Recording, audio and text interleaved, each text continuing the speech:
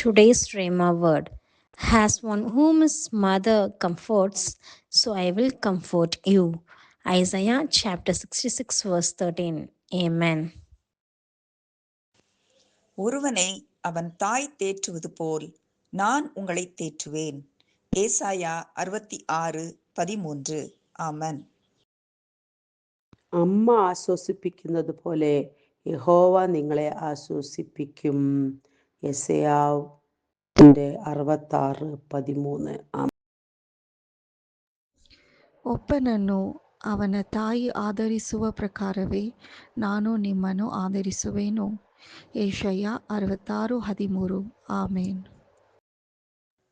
ఒకని తల్లి వానిని ఆదరించున్నట్లు యెహోవా మిమ్మును ఆదరించును.